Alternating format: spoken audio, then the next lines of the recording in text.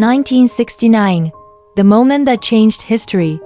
Millions of people around the world were glued to their screens, watching as Neil Armstrong took that one small step onto the surface of the moon. It was a giant leap for mankind, a symbol of human achievement.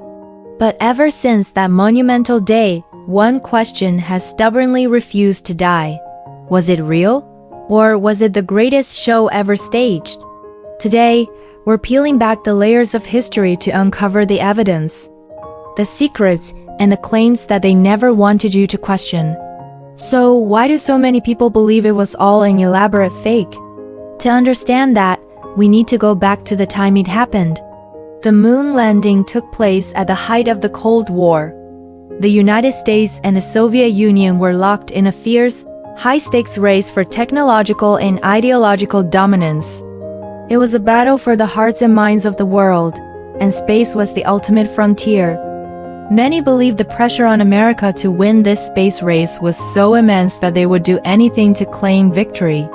The theory goes that with the Soviets pulling ahead in the early years, the US government, desperate not to lose face, decided to stage the moon landing.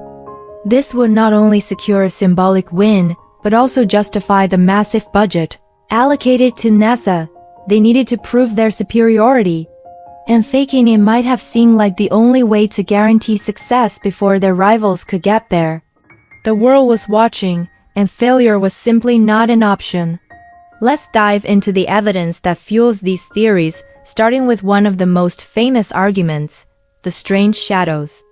When you look at the official photographs from the Apollo missions, critics point out something odd. The shadows cast by the astronauts and the lunar module seem to fall in different non-parallel directions. In a lunar environment with only one powerful light source, the sun, all shadows should run parallel to each other. The fact that they don't, skeptics argue, suggests there were multiple light sources on set, just like you would find in a professional film studio. NASA has explained that uneven lunar terrain, with its hills, craters, and slopes, can distort shadows, making them appear non-parallel. But for those who believe it was faked, these explanations don't quite add up.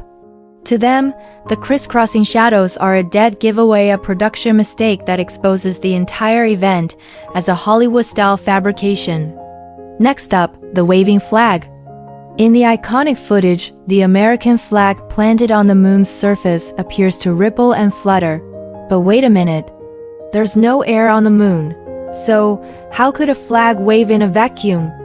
This has become one of the most enduring symbols of the conspiracy theory.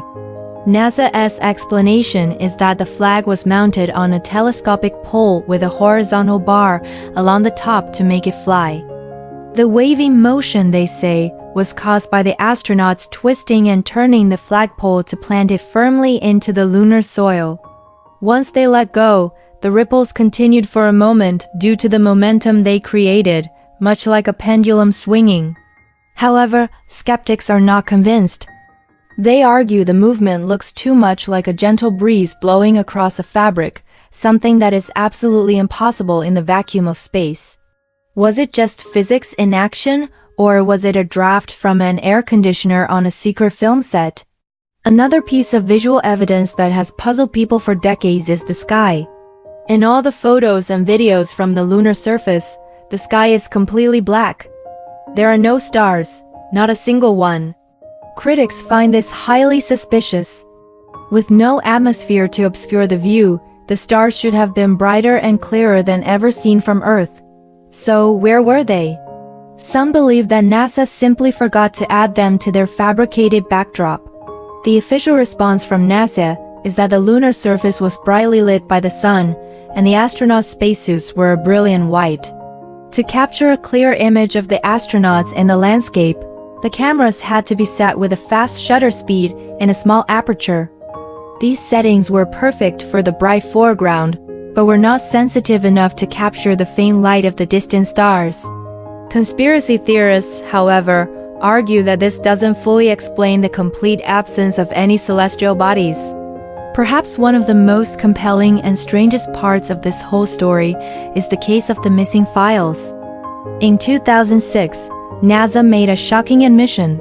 They couldn't find the original high-quality telemetry tapes from the Apollo 11 mission. These tapes contained the raw, uncompressed video data beamed directly from the moon. On top of that, the original blueprint designs for the revolutionary Saturn V rocket and the Apollo lunar lander have also been reported as lost or destroyed. NASA explained that during a period of budget cuts in the 70s and 80s, over 200,000 tapes were degaussed, magnetically erased, and reused to save money, and the Apollo tapes were likely among them. But for many, this explanation sounds incredibly convenient. How could the records of humanity's greatest technological achievement just be lost? To believers in the conspiracy, this was the final undeniable piece of the puzzle, confirming that the entire event was staged and the evidence was intentionally destroyed to cover it up. This leads us to an even wilder theory, the Hollywood connection. If the moon landing was faked, who had the skill to pull it off? One popular theory points the finger at Hollywood, and specifically at the legendary director Stanley Kubrick. Just 1 year before the moon landing, Kubrick released his masterpiece, 2001, A Space Odyssey.